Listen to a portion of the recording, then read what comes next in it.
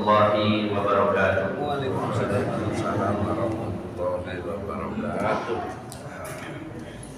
Alhamdulillahilladzi arsala rasulahu bil huda wa dinil haqq liyuzhirahu 'ala ad-dini kullihi walau karihal musyrikun. Asyhadu an la ilaha illallah wahdahu la syarika lahu wa asyhadu anna Muhammadan 'abduhu wa rasuluhu la nabiyya ba'dahu. Allahumma shalli wa sallim wa barik ala nabiyyina Muhammadin wa ala alihi wa sahbihi ajma'in. Ya ayyuhalladzina amanu taqullaha haqqa tuqatih wa la tamutunna illa wa antum muslimun, amma ba'd. Para alim ulama, para ustaz, para sesepuh yang senantiasa saya hormati, bapak-bapak dan ibu-ibu jamaah Masjid Al-Ikhlas yang dirahmati Allah Subhanahu wa Ta'ala. Alhamdulillah, kita sangat bersyukur kepada Allah Subhanahu wa Ta'ala pada pagi hari ini diberi kesempatan oleh Allah Subhanahu wa Ta'ala untuk melakukan salah satu amal solih, yaitu bersama-sama duduk di dalam majelis ilmu, bersama-sama saling mengingatkan dan saling menasehati di dalam kebenaran dan juga di dalam kesabaran. Tawassaw bil haqqi wa tawassaw bis sabr. Dan kita patut bersyukur kepada Allah karena pada pagi hari ini, walaupun kita rutin setiap Selasa, bagi Bapak Ibu di sini, Selasa subuh kita duduk bersama-sama di majelis ilmu, namun hari ini tentunya sangat istimewa dan spesial karena kita masih berada di salah satu hari dari 10 hari pertama bulan Zulhijjah, yang mana amal soleh pahalanya akan bertambah besar karena banyak faktor. Yang pertama, dari sisi jenis amalnya, setiap amal beda-beda pahalanya. Kedua, dari sisi tingkat kesulitan amal tersebut. Semakin sulit, semakin besar pahalanya, semakin ringan pula pahalanya. Kemudian yang ketiga, dari status perintahnya, apakah termasuk wajib atau sunnah. Maka yang wajib pahalanya lebih besar daripada yang sunnah, walaupun jenis ibadahnya sama, misalkan sholat 2 rakaat, maka yang wajib lebih besar pahalanya daripada yang sunnah. Kemudian yang keempat, dari sisi tempat berpengaruh terhadap besar kecilnya pahala, walaupun tidak untuk semua amal, namun ada beberapa diantaranya sholat di Masjidil Haram 100.000 kali lipat lebih besar pahalanya dibandingkan sholat di luar Masjidil Haram. Sholat di Masjid Nabawi 1000 kali lipatnya sholat di luar masjid tersebut, dan sholat di Masjid Al-Aqsa 500 kalinya secara pahala dibandingkan sholat di luar masjid tersebut. Maka yang terakhir, ibadah atau amal soleh akan lebih besar lagi pahalanya berkaitan dengan waktu. Seperti kita beribadah pada malam Lailatul Qadar, tentu lebih besar pahalanya jika dibandingkan di malam-malam yang lainnya. Bahkan seperti ibadah lebih baik dari 1000 bulan. Maka termasuk hari-hari yang terbaik bagi kaum muslimin adalah 10 hari pertama di bulan Zulhijjah, di mana Allah bersumpah dengan hari-hari atau malam-malamnya di dalam surat Al-Fajr ayat yang kedua, walayalin ashr, dan demi 10 malam. Yang dimaksud adalah 10 hari di bulan Zulhijjah. Walaupun ada pendapat lain yang menyatakan bahwa itu adalah 10 hari terakhir di bulan Ramadan. Ada juga yang berpendapat 10 hari pertama di bulan Muharram, dan sebagiannya lagi berpendapat 10 hari pertama di bulan Zulhijjah. Namun pendapat yang terakhir, 10 hari di bulan 10 hari pertama di bulan Dzulhijjah ini didukung dengan banyak hadis Nabi Shallallahu Alaihi Wasallam. Seperti hadis yang diriwayatkan dari Abu Hurairah, hadis riwayat Bukhari. Rasulullah menyatakan, "Ma min ayyamin al-amalus salihu fihinna ahabbu ila Allah min hadhil ayyam, yakni ayyamul ashr." Tidak ada hari di mana amal salih lebih dicintai oleh Allah daripada 10 hari, yaitu 10 hari pertama di bulan Dzulhijjah. Dalam hadis yang lain riwayat Imam Ahmad ada tambahan, "Ma min ayyamin a'zamu." Tidak ada hari yang lebih agung dan lebih dicintai oleh Allah daripada 10 hari pertama bulan Dzulhijjah. Alhamdulillah pagi hari ini kita berada di tanggal 7 ya, kalau tidak salah tanggal 7 bulan Dzulhijjah, masih masuk dalam rentang 10 hari pertama di bulan Dzulhijjah. Mari kita perbanyak amal soleh, termasuk di dalamnya puasa, termasuk juga hadir di majelis ilmu dan amal-amal soleh yang lainnya, karena Allah lebih cinta dengan amal kita pada hari-hari ini. Bapak Ibu yang dimuliakan Allah Subhanahu wa taala, kita akan lanjutkan kajian kitab Talbis Iblis karya Imam Ibnul Jauzi. Dan hari ini adalah pertemuan kedua dari kajian kitab ini. Pada pertemuan yang ketiga ini ya. Setelah muqaddimah, kemudian bab pertama.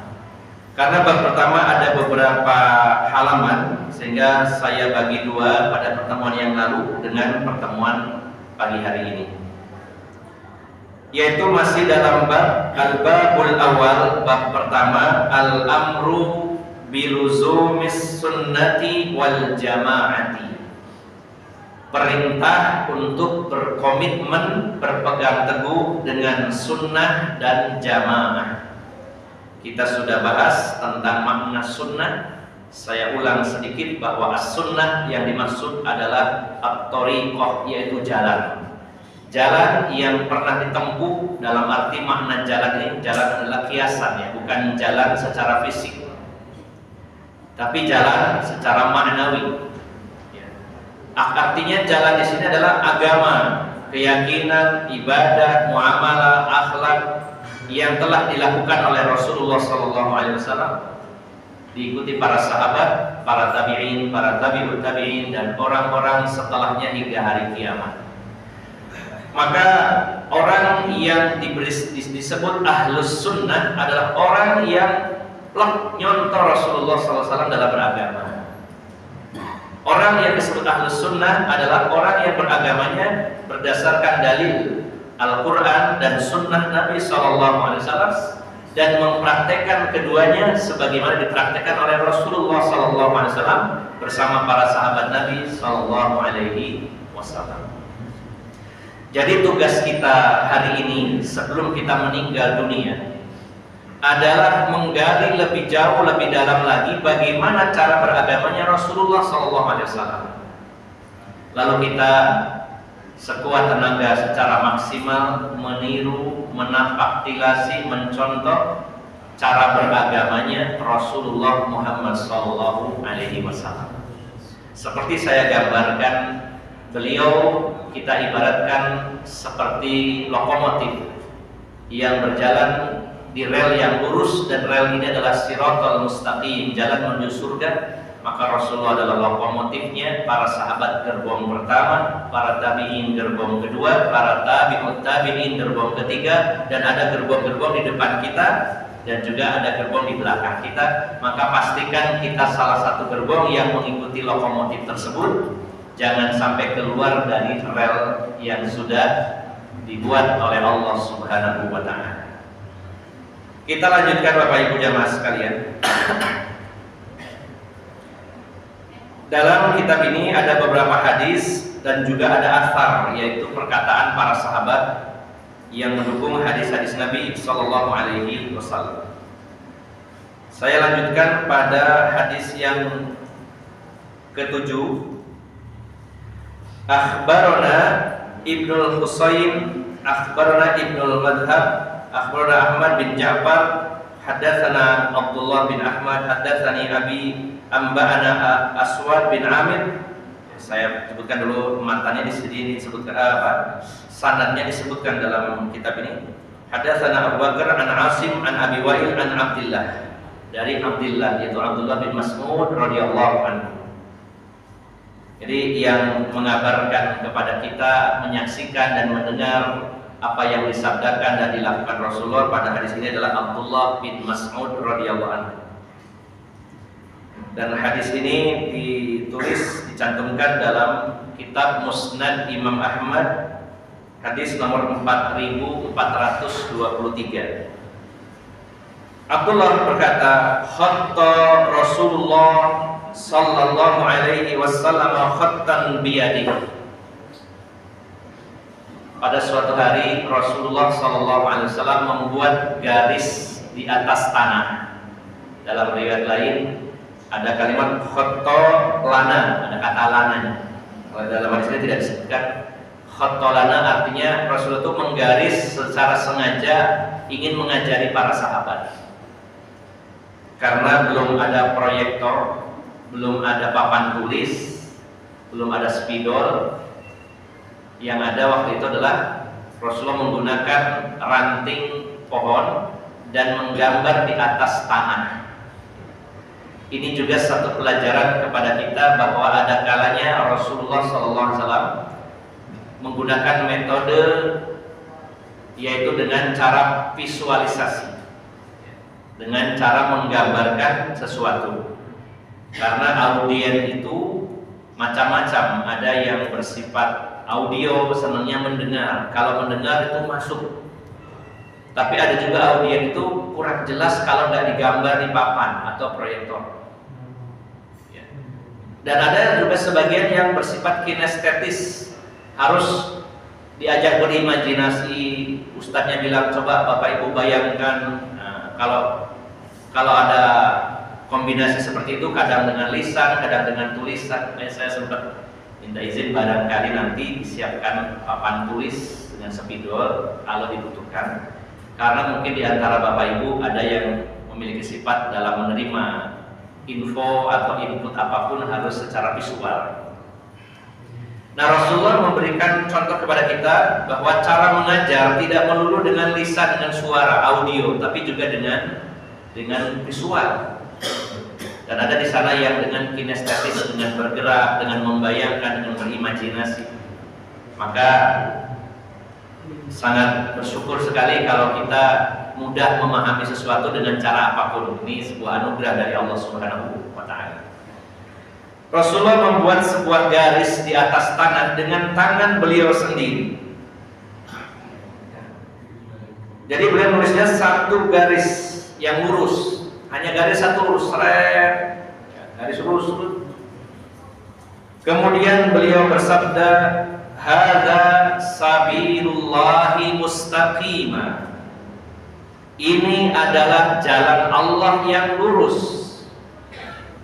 Kalau dalam hadis yang lain ada kalimat tambahan fattabi'uhu, ikuti garis-garis yang lurus ini. Dalam hadis ini tidak disebutkan demikian. Ini adalah jalan Allah yang lurus. Qala, kemudian Abdullah bin Mas'ud berkata, summa khatta an yaminihi wa shimalihi. Setelah itu Rasulullah membuat garis cabang kanan dan kiri di antara garis yang lurus tadi. Garis lurus, kanan garis-garis, kiri garis-garis seperti cabang gitu. Lalu beliau bersabda, hadhis subul, ini adalah jalan-jalan. Jamak dari sabil adalah subul. Ini adalah jalan-jalan. Laisa minha sabilun illa alaihi syaitanun yad'u ilaihi. Dan ini adalah jalan-jalan di mana di setiap jalan ini ada syaitan yang mengajak supaya orang berbelok ke jalan tersebut. Disebutkan di sini, ya, semua jalan yang berbelok ke kanan ke kiri ini ada syaitannya. Syaitan dari kalangan jin maupun dari kalangan manusia. Yang dari kalangan jin membisikkan ke dalam hati manusia, yang dari kalangan manusia dengan berbagai cara promosi. mengajak, ayo belok ke sini, ini jalan menuju surga, ini yang benar, ada dalilnya loh, ini ayat, hadis yang dipelintir. Biasanya ini adalah ekstrim kanan, ekstrim kiri. Sementara Ahlus Sunnah jalannya Nabi SAW ada di tengah, lurus. Kalau jalan yang ke kanan ke kiri ini diikuti, maka semakin jauh semakin menyimpang. Kalau masuknya beloknya sedikit, maka penyimpangnya sedikit, masih dekat dengan garis lurusnya. Mudah-mudahan ada peluang bisa kembali ke jalan yang benar. Tapi kalau diikuti terus, semakin hari semakin jauh, untuk balik lagi itu sulit sekali. Hanya Allah yang mampu mengembalikan orang tersebut dari jalan yang menyimpang. Maka setelah itu Rasulullah setelah menggaris lurus dan mengatakan ini jalan yang lurus, jalan Allah yang mustaqim, dan ini adalah jalan yang menyimpang. Di setiap jalan itu ada syaitan yang mengajak orang berbelok kepadanya. Lalu beliau membaca surat Al-An'am ayat 153. Surat 6 ayat 153. Beliau membaca firman Allah, wa anna hadza sirati mustaqima fattabi'uhu wala tattabi'us subul. Inilah, dan bahwasanya inilah jalanku yang lurus, maka ikutilah jalan tersebut dan jangan mengikuti jalan-jalan yang sisi kanan dan kiri. Ayat ini kalau teruskan lafadznya adalah di sini tidak hanya dipotong ya. Wala tattabi'us subul fatafarraqu bikum an sabili. Maka janganlah mengikuti jalan-jalan ini. Kalau kalian ikuti, kalian akan berpecah belah dari jalan Allah Subhanahu wa taala. Bapak Ibu jamaah sekalian, kalau kita berada di garis yang lurus seperti jalan yang pernah dilewati Rasulullah SAW dan para sahabat dan generasi-generasi setelahnya, maka untuk bersatu lebih mudah karena jalannya sama, frekuensinya sama. Apapun bangsanya, apapun sukunya, apapun kelompoknya, apapun ormasnya, kalau berpijak di atas jalan yang sama tadi, satu frekuensi, mudah untuk disatukan. Tapi ketika sebagian ke kanan, sebagian ke kiri, ada yang lurus dulu baru ke kanan, baru ke kiri, ada yang lebih lurus lagi, ke kanan lagi, cabangnya banyak. Maka itulah yang menyebabkan kita bercerai-berai, karena yang kanan dan kiri tidak pernah ketemu, yang kanan sisi bawah dan atas juga tidak pernah ketemu, jalannya masing-masing. Bahkan seringkali Bapak Ibu jamaah sekalian, yang ada di tengah-tengah ini dibuli oleh dua sisi. Karena yang di tengah ketika dilihat dari sisi kanan dianggapnya sisi kiri. Orang di tengah itu dari sisi kanan dilihatnya ini orang kiri. Yang terdekat dengan orang kanan adalah sisi tengahnya. Orang kiri melihatnya, oh sampai ini ada di kanan, beda dengan saya yang di kiri. Sehingga diserang dari kiri dan kanan. Ahlus Sunnah seperti itu. Dan yang kanan kiri ini seringkali adalah tidak lepas dari dua hal. Kalau tidak berlebih-lebihan, meremehkan. Antara yaitu ifrat dan tafrid, meremehkan dan berlebih-lebihan. Ya, antara merendahkan atau al-ghulu, berlebih-lebihan, selalu begitu. Maka yang di tengah-tengah itu standar seimbang. Sebagai contoh, ketika akidah Khawarij yang gampang sekali mengkafir-kafirkan selain kelompoknya, maka di sisi lain ada Murji'ah yang terlalu mentoleransi. Kalau Khawarij seringkali itu mengkafir-kafirkan, ya. Kalau Murji'ah itu justru terlalu ringan, karena sesuai namanya Murji'ah yang memiliki rojaknya besar, harapannya besar. Saking ekstrimnya orang-orang Khawarij, mereka memiliki akidah diantaranya pelaku dosa besar itu kafir, keluar dari Islam. Dan itu memakai dalil, diantaranya hadis Nabi SAW. Rasulullah dalam hadis yang sahih bersabda, la yazni zani hina zina wa huwa mu'min, wa la yasriku sariku wa huwa mu'min. Tidaklah berzina seorang mukmin ketika dia berzina. Kalau dia mukmin, dia tidak akan berzina. dan tidak akan mencuri kalau dia seorang mukmin. Hadisnya memang begitu bunyinya. Tidaklah berzina ketika dia itu seorang mukmin, dan tidaklah seorang mukmin itu juga mencuri.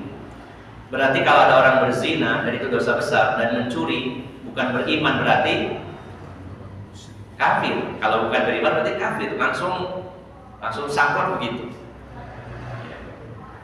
Sementara orang-orang Murji'ah mengatakan al-imanu la yazidu wa la yanqus, iman itu tidak bertambah, tidak berkurang. Orang mau jadi ahli ibadah ataupun ahli maksiat, imannya tetap, tidak masalah. Jadi orang Murji'ah ini menggampang-gampangkan sekali perbuatan dosa. Sementara di tengah-tengah, ya pertengahan, bahwa orang mukmin yang melakukan dosa besar, kesempurnaan imannya berkurang, tapi tetap dia sebagai seorang muslim. Dia adalah mukmin yang fasik, mukmin tapi fasik, dia keluar dari ketaatan kepada Allah Subhanahu wa taala. Kecuali kalau dia menghalalkan perbuatan dosa, maka hukumnya kafir menurut Ahlus Sunnah wal Jamaah. Ini sebagai contoh. Dan di sana ada banyak kelompok-kelompok yang menyimpang ini, yang mana mereka kalau tidak ekstrim kanan, ya ekstrim kiri, bukan berada di garis yang tengah-tengah. Padahal umat Islam ini adalah ummatan wasatan, sebagaimana Allah menyatakan, wa kadzalika ja'alnakum ummatan wasatan. Dan demikianlah kami jadikan kaum muslimin sebagai wasit, penengah di antara perbedaan-perbedaan tersebut. Maka Bapak Ibu jamaah sekalian, ketika seorang ahlu sunnah itu ada di tengah-tengah, menurut orang Khawarij, wah ini orang Murji'ah. Tapi orang Murji'ah melihat ahlu sunnah, wah ini Khawarij. Nah, seperti itu. Orang-orang Khawarij banyak yang gampang sekali mengkafir-kafirkan oknum pemerintah. Kafir. Sementara Murji'ah mendiamkan, mau berbuat zalim, mau berbuat salah, nyantai-nyantai saja. Tidak ada kritik, tidak ada nasihat. Ahlus sunnah di tengah-tengah, bahwa pemerintah selama dia muslim salah, luruskan, diingatkan. Bukankah Rasulullah telah memberikan nasihat kepada kita? Ad-dinun nasihah, agama adalah nasihat. Kepada siapa wahai Rasulullah nasihat itu? Qulna liman ya Rasulullah, kepada siapa nasihat itu? Lillahi wa li kitabihi wa li rasulihi wa li a'immatil muslimina wa 'ammatihim. Nasihat itu untuk Allah, Rasulnya, kitab sucinya, untuk kaum muslimin secara umum dan para pemimpin kaum muslimin. Jadi yang dikritik diluruskan itu bukan hanya kaum muslimin saja, tapi pemerintah juga. Ahlus sunnah begitu. Tidak mendiamkan, tapi juga tidak mengkafirkan dengan mudahnya, tapi juga tidak mentolerir itu, nggak masalah, berbuat zalim silakan. Nah, ada di tengah-tengah. Maka Bapak Ibu jamaah sekalian yang dimuliakan Allah Subhanahu wa taala, orang berada di tengah-tengah resikonya sering dibully oleh si ekstrim kanan maupun ekstrim yang kiri. Tapi tidak masalah, kita berusaha untuk meniti jalan kebenaran. Kita lanjutkan Bapak Ibu jamaah sekalian. Berikutnya adalah hadis riwayat Imam Ahmad, saya persingkat sanadnya. Hadis ini dari Mu'adz bin Jabal radhiyallahu anhu. Bahwasanya Rasulullah sallallahu alaihi wasallam bersabda, "Inna syaitana dhibbul insani kadibbil ghanami ya'khudhu syatal qasiyata wan nahiyah fa iyyakum wasyi'a wa 'alaikum bil jama'ah wal 'amah wal masjid." Rasulullah bersabda, sesungguhnya syaitan itu serigalanya manusia. Ini sebuah kiasan, seolah-olah syaitan itu serigalanya, kemudian manusia itu mangsanya. Kalau syaitan itu serigala, manusia itu kambingnya, ibaratnya begitu. Ya. Dan kalau diibaratkan syaitan itu predator, pemangsa, maka manusia adalah yang dimangsa targetnya. Ini penggambaran dari Rasulullah. Sesungguhnya syaitan itu serigalanya manusia seperti serigalanya untuk kambing-kambing. Maka serigala itu akan memangsa kambing yang terpisah dari kawanannya. Walaupun serigala itu punya senjata, yaitu taring dan cakarnya, tapi dia pun punya perhitungan bahwa yang dimangsa ini yang paling lemah, yang paling jauh dari kawanannya. Karena kalau berkumpul ada peluang di situ, entah sedikit atau besar, itu melawan. Namanya juga ya sesuatu yang tidak berani kalau ngumpul jadi satu. Itu jadi berani apa jadi tambah takut, Pak? Kan beda ya. Kalau secara hitungan matematika, orang penakut ditambah satu penakut sama dengan 2 penakut. Kalau itu matematika. Tapi sebenarnya faktanya orang takut bergabung dengan orang takut jadi agak berani. Contohnya ada orang takut keluar rumah, mau ke kamar mandi, kamar mandinya di luar. Misalkan istri kita takut, ya. Sebenarnya kita juga kalau sendirian takut mir-mir, tapi karena berdua jadi berani gitu. Ya seperti anak-anak kita ya, ada yang kadang takut ke kamar mandi, itu minta tolong dek, ayo dek, terno dek. Padahal yang nganterno adek sudah penakut, tapi karena berdua jadi agak berani, apalagi bertiga, apalagi rombongan. Nah, ini dipertimbangkan oleh serigala. Maka yang dia mangsa, dia ngincar dulu. Oh, ini ada satu ambing yang tertinggal, itu yang akan diterkam. Maka Rasulullah mengingatkan, jauhi oleh kalian asy-syi'ab. Syi'ab itu sebenarnya dari kata syu'uban wa qabail, bersuku-suku, maksudnya itu berpencar-pencar ya. Jauhi oleh kalian, memisahkan diri dari kelompok. Dan wajib atas kalian untuk berjamaah, berkumpul dengan orang banyak, dan sering-sering ke masjid. Maksudnya Bapak Ibu jamaah sekalian, selama ada teman-teman kita yang baik, sesama ahlus sunnah yang mengikuti agama ini dalam kebenaran berdasarkan Al-Quran dan hadis, kita merapat mendekat kepadanya, sering bertemu, berkumpul dengannya. Jangan suka sendirian, karena kalau sendirian godaannya besar. Termasuk adab dalam bersafar. Rasulullah pernah bersabda, ya, beliau menyatakan ar-raqibu asy-syaiton, ar-raqibani asy-syaitotani. Satu orang pengendara itu adalah satu setan. 2 orang pengendara, 2 setan. Tapi kalau 3 orang tidak setan lagi.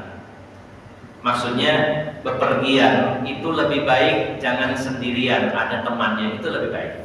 Banyak kebaikan-kebaikan yang kita dapatkan kalau dibandingkan kita ya solo touring istilahnya, bepergian sendiri.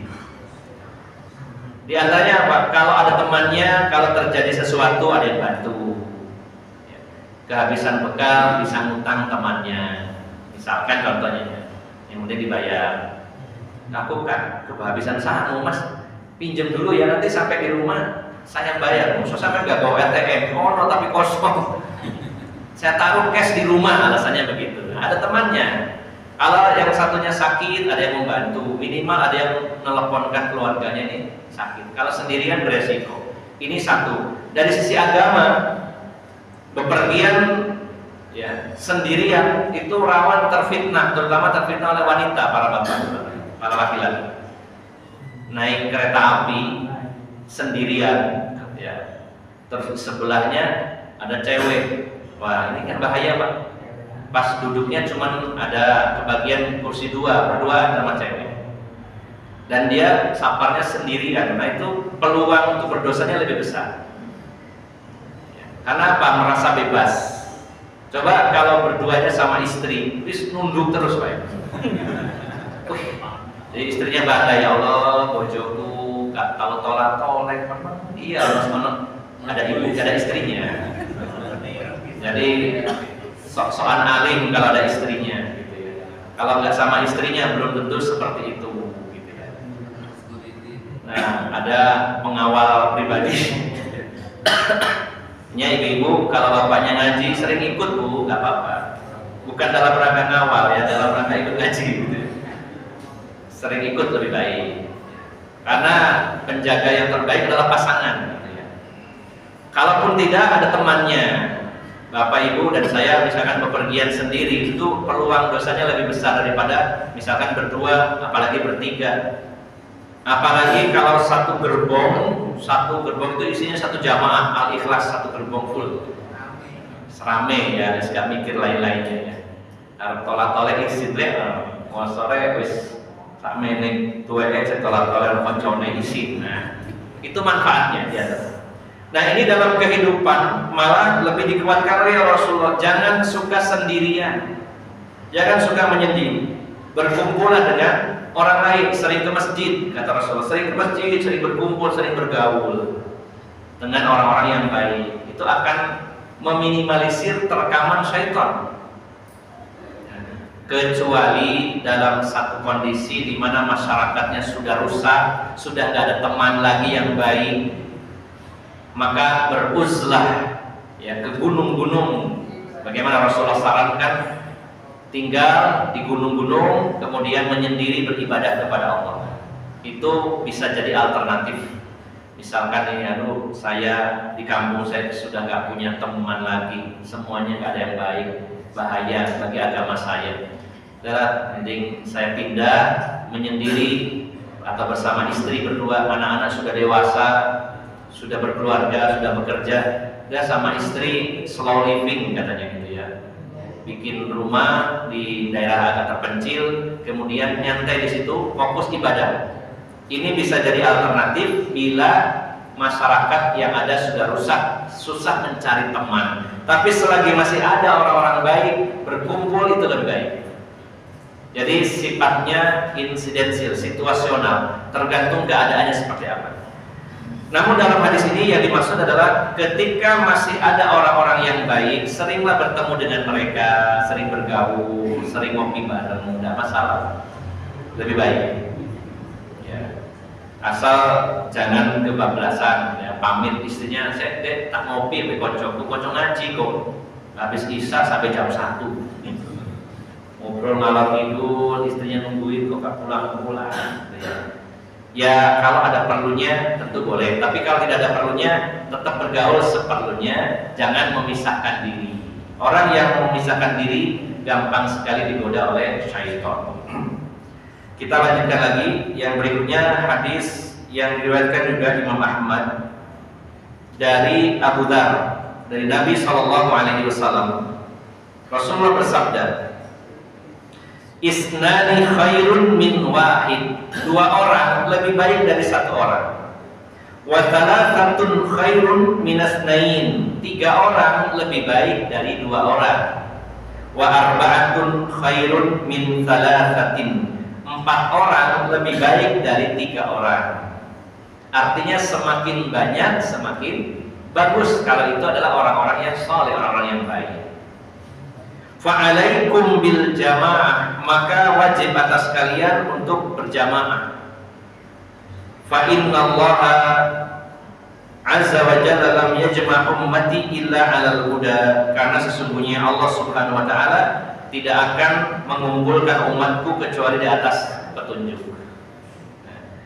Sehingga ada satu kaidah Bapak Ibu jamaah sekalian.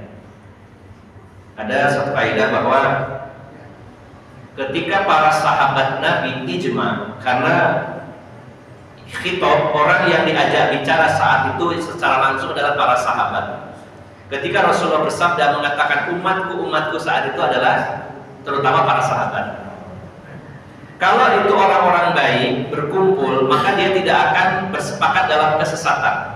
Sulit sekali kalau orang-orang baik, apalagi tingkatnya sahabat Nabi, bersepakat dalam kesesatan.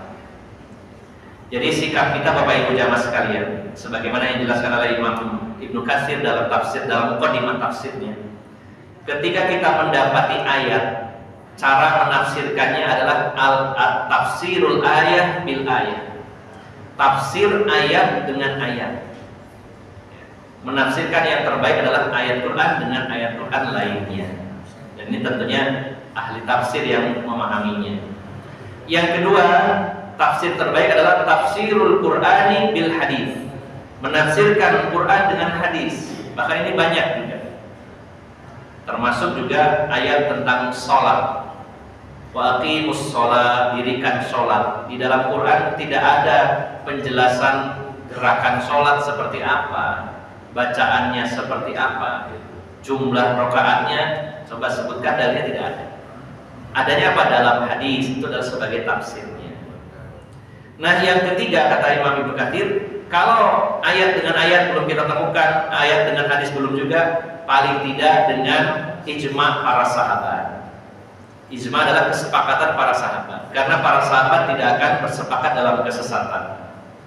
Lantas kalau para sahabat tidak ijma' bagaimana? pendapat sahabat ini A, pendapat sahabat itu B, ada yang C, ada yang D. Maka kita pilih salah satu dari pendapat mereka dan tidak keluar dari pendapat mereka. Kalau para sahabat belum ada pendapat, mungkin belum ada kejadian di zaman sahabat, saya cari bagaimana pendapat tabi'in, bagaimana pendapat tabi'ut tabi'in, bagaimana pendapat ulama-ulama sebelum kita. Sebelum kita mencetuskan satu pendapat, kita pelajari dulu pendapat sebelumnya. Seperti itu, Pak. Jadi caranya Quran dulu, kemudian hadis, kalau tidak ada qaul sahabat. Dan itu kalau sahabat sepakat dalam satu permasalahan, kita jadikan dalil, bukan dalil menyaingi Quran dan hadis, tidak. Tapi ada rekomendasi dalam hadis Nabi, umatku tidak akan bersatu dalam kesesatan para sahabat. Tapi tentu mendahulukan Quran, hadis, baru asar dari sahabat. Maka Bapak Ibu jamaah sekalian, hadis ini mengajak kepada kita bahwa semakin banyak perkumpulan yang baik-baik tadi, semakin banyak orangnya semakin baik. Maka sebenarnya kita punya sebuah perkumpulan, apakah berupa komunitas, klub, ormas atau apapun, selama di atas kebenaran, tidak mencetuskan ajaran-ajaran baru yang berbeda dengan kelompok lainnya, punya kekhususan, ini ajarannya beda dengan yang lainnya. Kalau itu sekedar wadah dan konsepnya tetap sama Al-Quran dan hadis, maka ini adalah bentuk menyatukan visi dan misi, tidak masalah. Kalau itu sebagai kendaraan, sebagai wadah saja. Dan kita tidak fanatik dengan klub, dengan komunitas, dengan yayasan, dengan kelompok, dengan ormas, tapi fanatik dengan Islam, dengan Al-Quran dan Sunnah Nabi SAW. Jadi di sini sikap kita terkait dengan masalah ormas. Silakan berormas, tetapi bukan ormas yang fanatik dengan ormas, kemudian juga tidak mencetuskan ajaran-ajaran baru yang menyimpang dari Quran dan hadis. Sehingga banyak klub, banyak komunitas, banyak paguyuban, banyak ormas, namun ketika sama-sama berjalan di atas Quran dan hadis, hanya berbeda wadahnya saja, tapi isinya sama. Ini sikap kita terhadap tentang masalah ini, masalah ormas. Jadi Bapak Ibu jamaah sekalian, lebih baik kita sering bertemu, berkumpul, bergaul dengan orang-orang baik daripada sendirian. Baik, kita lanjutkan lagi Bapak Ibu jamaah. Ada beberapa hadis tentang perpecahan umat. Ini saya ambil salah satu saja. Karena hadis tentang iftiraq, ya, perpecahan umat Islam ini sangat banyak. Bahkan jumlahnya sampai puluhan. Ada yang menyatakan para ulama hadis sampai 70 hadis. Salah satu saja saya bacakan. Di antaranya hadis riwayat Imam Tirmidzi dari sahabat Abdullah bin Amr, di mana Rasulullah SAW bersabda, la ya'tiyanna ala ummati kama ata ala bani Israil hadwan na'li bin na'l hatta in kana minhum man ata umman alaniyah la kana fi ummati man yasna'u dzalika wa inna bani Israil tafarraqat ala sanataini wa sab'ina millah wa tafarraqat ummati ala thalathin wa sab'ina millah kulluhum fin nar illa millatun wahidah. Qalu man hiya ya Rasulullah? Qala ma ana alaihi wa ashabi. Rasulullah bersabda, sungguh akan datang kepada umatku sesuatu sebagaimana telah datang kepada Bani Israel, setali demi setali. Na'al itu talinya sandal. Maksudnya beliau bersabda, umatku, umat Islam ini akan mengikuti jejak ahli kitab, Bani Israel atau ahli kitab, Yahudi maupun Nasrani. Dalam hadis yang lain teksnya berbunyi, la tattabi'anna sunana man kana qablakum shibran bi shibrin zira'an bi zira'in hatta law dakhalu fi juhri dhabbin la dakhaltum. Sungguh kalian akan mengikuti jejak, ya, orang-orang sebelum kalian, sejengkal demi sejengkal, sehasta demi sehasta, sampai-sampai seandainya mereka masuk ke lubang doh, sejenis kadal gurun, seandainya orang sebelum kalian itu masuk ke lubang doh, kalian akan ikut juga. Ini sebuah perumpamaan peribahasa. saking kuatnya sifat mengikuti tadi. Seandainya ahlu kitab Yahudi dan Nasrani itu masuk ke lubang biawak, terjemahkannya biawak bukan, tapi sejenis kadal. Seandainya mereka masuk ke lubang biawak, ke lubang buaya atau apa saja, diikuti oleh kalian. Nah, dalam hadis ini dengan redaksi yang berbeda, kalian akan mengalami masa di mana kalian sebagaimana Bani Israel. Setali demi setali kalian akan mengikuti mereka. Seandainya di antara mereka ada yang berzina dengan ibunya, kalian akan tiru juga. Sampai begitu Rasul. Seandainya mereka ada yang berzina dengan ibunya, secara terang-terangan, ala niatan. Kalau ada di antara mereka Bani Israel, Yahudi Nasrani itu berzina dengan ibu mereka secara terang-terangan, lakana fi ummati man yasna'u dzalik, maka sungguh di tengah umatku ada juga yang meniru mereka. Sesungguhnya Bani Israel terpecah menjadi 72 golongan dan umatku pecah menjadi 73 golongan.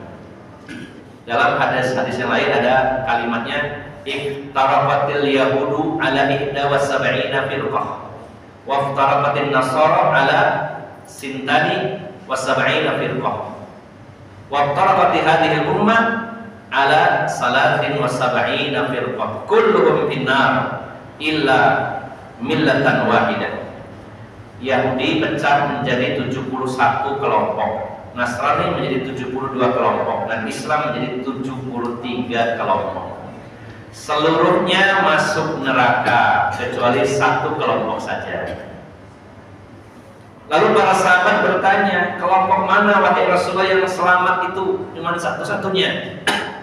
Maka Rasulullah menjawabnya, ma'ana alaihi wa ashabi. Apa yang aku dan sahabatku pegang, pijak hari ini, itulah kelompok yang selamat. Jadi Rasulullah melibatkan nama sahabat Nabi.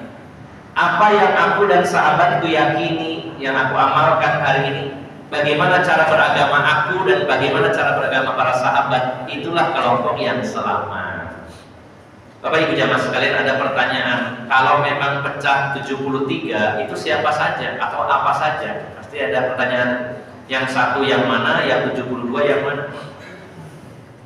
Kalau Yahudi dan Nasrani saya tidak tahu perpecahannya seperti apa. Ya, walaupun ada nama-nama itu. Dalam Kristen aja ada Kristen GKJW, ada Pantekosta, Advent dan lain-lainnya. Ada seperti itu. Bahkan perpecahannya lebih besar daripada di tubuh kaum muslimin antara Muhammadiyah, NU dan sebagainya. Di Kristen lebih besar lagi. Nah, apakah yang 73 itu ormas? Nah, ini perlu penjelasan Bapak Ibu sehingga tidak salah paham. Nah, Bapak Ibu jamaah sekalian, sebagian ulama menafsirkan bahwa 73 itu sebenarnya sebuah kode menunjukkan banyaknya, karena pada faktanya perpecahan dalam tubuh Islam itu bukan hanya 73 tapi lebih, bisa ratusan. Ini pendapat pertama. Pendapat yang kedua, bahwa 72 yang masuk neraka itu adalah induknya saja, karena ada turunannya. Yang 73 itu satu selamat, yang 72 masuk neraka. Yang 72 ini induk-induknya saja, karena dari 72 itu turunannya banyak. Sebagai contoh, Syiah. Syiah ini awalnya adalah para sahabat. Bayangkan Pak, sejarahnya Syiah.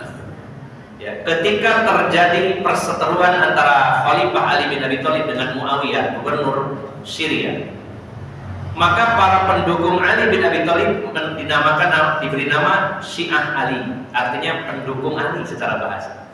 Itu para sahabat Nabi SAW. Waktu terjadi sengketa itu, sebagian sahabat mendukung Ali bin Abi Thalib, sebagian mendukung Muawiyah, sebagiannya non-blok, ya, tidak memihak.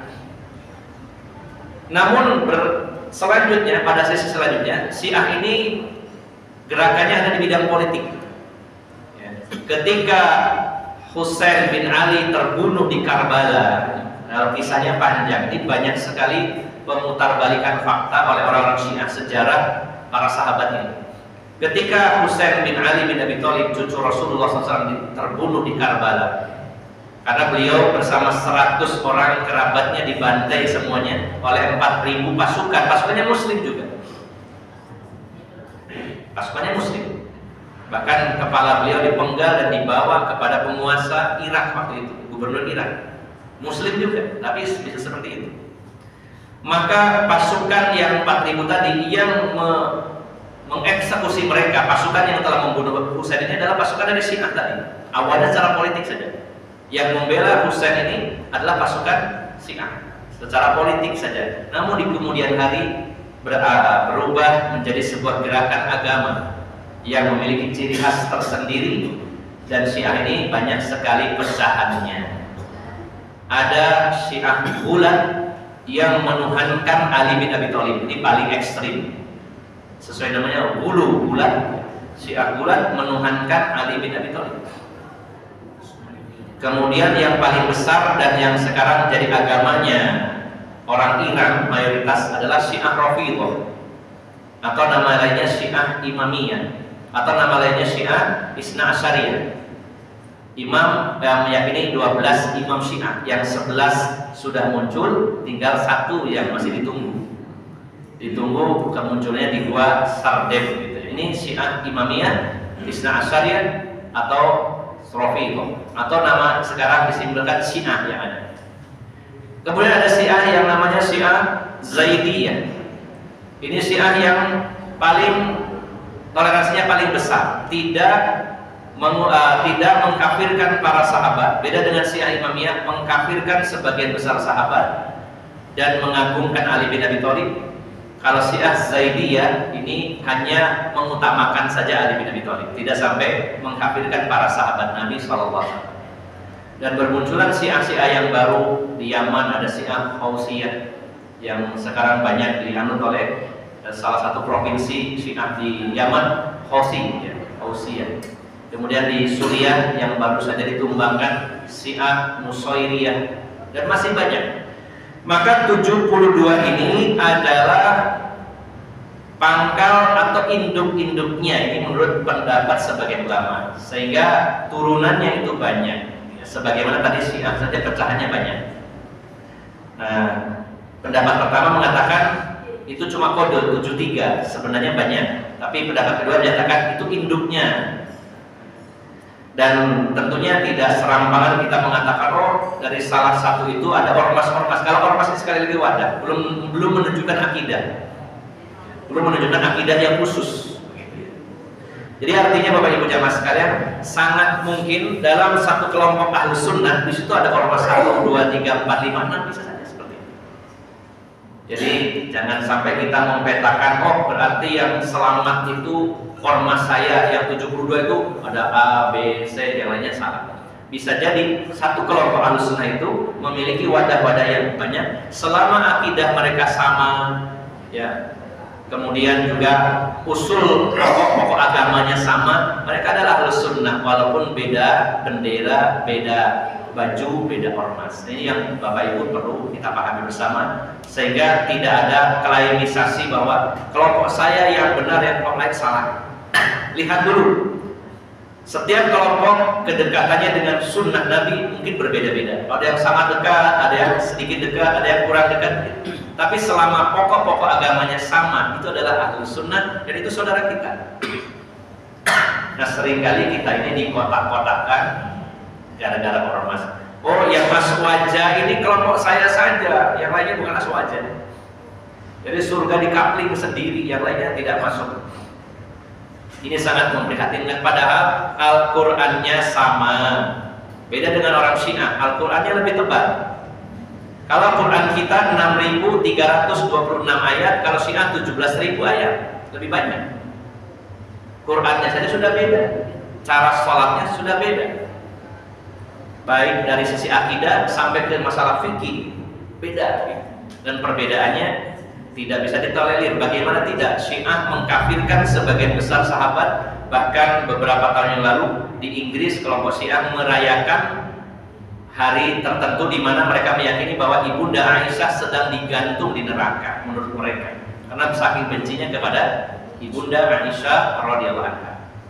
Maka kalau di Indonesia mayoritas, walaupun ada ormas yang berbeda-beda, Qurannya sama, kiblatnya sama, syahadatnya sama, rujukan kitab hadisnya mayoritas sama, Bukhari, Muslim, Imam Ahmad, Tirmidzi, dan lain-lain. Paling perbedaannya dalam sisi fikih saja sebenarnya. Ada beberapa perbedaan, satunya qunut, satunya tidak, satunya usholi, satunya tidak, satunya bismillahnya dikeraskan saja. Masalah fikih. Kalau masalah usul, masalah pokok-pokoknya, pada dasarnya ada kesamaan. Kecuali mungkin sebagian dari mereka ada yang masuk ke dalam thariqah tertentu, memiliki keyakinan-keyakinan yang berbeda. Karena di Indonesia saja yang namanya thariqah sufiyah itu lebih dari 20 thariqah, banyak perpecahan, dan masing-masing punya wali, masing-masing punya ritual yang berbeda antara yang satu dengan yang lain. Nah, daripada musik Bapak Ibu jamaah sekalian, banyak sekali kita ikuti bagaimana cara beragamanya Rasulullah SAW dan para sahabat. Karena Rasulullah mengatakan ma'ana alaihi wa ashabi. Kelompok yang selamat itu kata Rasulullah, apa dan yang aku dan sahabatku pegang hari ini itulah yang selamat. Nah, kita saat ini sedang berupaya berusaha menggali lebih jauh bagaimana sebenarnya cara beragama Rasulullah SAW. Ini ada ayat, ini ada hadis. Dulu Rasulullah prakteknya bagaimana? Itu yang kita cari. Dan kita tidak menyimpulkan, wah saya yang benar, yang lain salah, tidak. Saya sedang berusaha mencari yang benar. Kalau kita mengatakan saya yang benar, yang lain salah, ini kurang beradab juga. Merasa saya yang paling benar, yang lain itu salah semua, bid'ah, sesat semua. Nah, kita katakan bahwa saya sedang berupaya meniti sunnah Nabi SAW, cara beragama Rasulullah SAW. Semoga Allah berikan hidayah, taufik kepada saya, beri pertolongan, dan semoga istiqomah di atas jalannya Rasulullah Muhammad SAW. Bapak Ibu jamaah sekalian, yang terakhir ini ada beberapa asar, saya sebutkan salah satu saja, yaitu perkataan para sahabat Nabi SAW. Di antaranya salah satunya adalah perkataan Abdullah bin Mas'ud radhiyallahu anhu. Banyak sekali kata-kata mutiara yang disampaikan dari sahabat Abdullah bin Mas'ud karena beliau mendapat gelar yaitu min ulama'is sahabah. Jadi kalau kita ingin tahu siapa ulamanya para sahabat yang paling dalam ilmunya tentang agama, di antaranya adalah Abdullah bin Mas'ud. Ada 3 Abdullah yang cemerlang, disebutkan dalam sejarah Islam 3 Abdullah yang cemerlang. Yang pertama Abdullah bin Abbas yang merupakan pakar ahli tafsir nomor 1. Kemudian ada Abdullah bin Umar, beliau adalah periwayat hadis, ya, termasuk deretan 5 besar. Ya, yang paling banyak Abu Hurairah, kemudian Ibunda Aisyah, nomor 3 Ibnu Umar. Kalau tidak salah begini yang ketiga.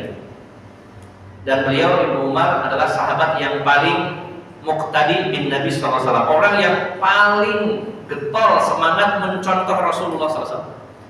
Bahkan beliau sampai dalam taraf mencontoh, sebenarnya Rasulullah tidak perintahkan, tapi karena Rasulullah pernah melakukan, saking cintanya beliau pada Rasulullah, Ibnu Umar pernah melakukan satu perjalanan, kemudian berhenti dan berkata kepada teman-temannya, berhenti dulu ya, saya mau pipis di sebelah sana, karena dulu pernah saya lihat Rasulullah berhenti di sini, pipis di situ. Bukan berarti kita harus mengamalkan itu, cuman ini menunjukkan betapa beliau itu ingin nyontoh Rasulullah sampai pipisnya Rasulullah di mana melewati satu perjalanan. Saya ingin pipis di sini karena dulu Rasulullah pernah pipis di sini. Nah, itu bukan berarti sunnah pipis di tempat itu, ya tidak. Kecuali kalau Rasulullah mengatakan pipis di sini dapat pahala. Nah, Rasulullah tidak pernah menyatakan itu, cuma pernah mampir di sini. Namun Ibnu Umar semangat untuk mencontoh Rasulullah SAW. Maka Abdullah yang cemerlang ada 3, Abdullah bin Abbas, Abdullah bin Umar, dan Abdullah bin Mas'ud. Abdullah bin Mas'ud dikatakan oleh Rasulullah sebagai ulamanya sahabat, ilmunya sangat dalam. Nah, Ibnu Mas'ud pernah berkata, beliau berkata, al-iqtisadu fis sunnati khairun minal ijtihadi fil bid'ati. Sederhana di atas sunnah itu lebih baik daripada ya berjuang keras di atas bid'ah. Sunnah adalah jalannya Rasulullah dan bid'ah lawannya, menyimpang dari jalan Rasulullah. Maka sederhana dalam sunnah itu lebih baik daripada bersungguh-sungguh di atas bid'ah. Kalau lebih baiknya pastinya bersungguh-sungguh di atas sunnah ya Pak. Tapi seandainya perbandingan orang mengamalkan sunnah Nabi, amalannya biasa, sebenarnya sederhana. Misalkan dia berzikir kepada Allah, zikirnya sesuai sunnah. Dia hanya membaca Subhanallah wa bihamdihi subhanallahil azim misalkan gitu ya. Sehari 100 kali. Itu disunnahkan oleh Rasulullah SAW. Atau membaca istighfar 100 kali misalkan. Itu amalan yang ringan dan sederhana. Itu lebih baik daripada saya membaca hasbunallah wa ni'mal wakil 1 juta kali. Nah, bacaannya bagus, hasbunallah wa ni'mal wakil, bagus. Ini disyariatkan kita baca. Tapi menetapkan 1 juta dari mana? Kok harus 1 juta? Kenapa enggak bebas saja sekian juta gitu dalam sehari? Nah, orang baca qul huwallahu ahad 1 kali, baca qul huwallahu ahad, Allahus samad lam yalid wa lam yulad wa lam yakul lahu kufuwan ahad. Maka Rasulullah menyatakan bahwa qul huwallahu ahad adalah sulusul Quran, sepertiganya Al-Quran. Sepertiganya Al-Quran. Kita baca qul huwallahu ahad, Allahus samad lam yalid wa lam yulad wa lam yakul lahu kufuwan ahad 1 kali sama dengan sepertiganya Al-Quran. Ini sederhana, hanya hitungan detik Pak amalan ini, tapi sesuai sunnah Nabi SAW. Termasuk juga dibaca sebelum tidur ya, selain surat Al-Falaq, An-Nas dan juga ayat kursi, baca 2 qul huwallahu ahad. Ini sunnah, sederhana, ringan. Daripada ngarang-ngarang barang siapa yang membaca qul huwallahu ahad 4000 kali akan mendapatkan limpahan rezeki dan sebagainya dan sebagainya dan sebagainya. Kulhunya bagus, tapi siapa yang menetapkan 4000-nya? Kenapa harus angkanya 4000 dan ada embel-embel fadilahnya ini sementara tidak ada dalil di sana. Padahal 4000 itu lumayan capek loh Pak. Mau nggak dicoba? Baca kulhu 4000 itu capek Pak. Ngitungnya aja belenger. Nah, maka Ibnu Mas'ud mengatakan sederhana di atas sunnah, mencontoh Rasulullah lebih baik daripada bersungguh-sungguh bekerja keras, pengorbanannya banyak, tapi di atas bid'ah, karena itu sia-sia. Tertolak amalannya, sebagaimana Rasulullah menyatakan dalam hadis Aisyah radhiyallahu anha, "Man amila amalan laisa alaihi amruna fahuwa raddun." Siapa beramal yang tidak ada perintah dari kami, maka tertolak amal tersebut. Tiwas capek, tiwas keluar biaya, banyak pengorbanan, tertolak. Dan bahkan termasuk perbuatan dosa. Bid'ah itu dosa apa tidak? Nah ini kan susah Pak ya, sebagian mengatakan ini bukan bid'ah, ibadah. Nanti kita akan bahas itu pada bab kedua di dalam kitab ini, yaitu tentang bahayanya bid'ah. Saya cukupkan sampai di sini Bapak Ibu jamaah sekalian. Saya simpulkan bahwa Rasulullah SAW mengajak kepada kita untuk mengikuti jalur garis yang lurus, dan garis yang lurus ini bukan hanya penamaan. Nah, sekarang banyak titik-titik garis lurus, titik-titik garis lurus. Belum tentu berada di garis lurus. Ya. Garis lurus di sini adalah sunnah Nabi SAW, cara beragamanya Rasulullah Muhammad SAW. Jangan ikuti garis yang berbelok ke kanan maupun ke kiri. Kemudian dari adanya perpecahan dalam tubuh kaum muslimin ini, mari kita berupaya berusaha menjadi bagian dari satu kelompok yang masuk surga, Ahlus Sunnah, di mana Rasulullah dan para sahabat berada di atasnya. Dan kita sedang berupaya meniti jalan tersebut insyaallah. Yang terakhir, mari kita bersemangat mengamalkan sunnah. Bahkan seandainya sunnah itu sederhana, lebih baik daripada bid'ah walaupun itu bersungguh-sungguh. Demikian Bapak Ibu jamaah sekalian, kurang lebihnya saya mohon maaf yang sebesar-besarnya. Billahi taufiq wal hidayah. Assalamualaikum warahmatullahi wabarakatuh.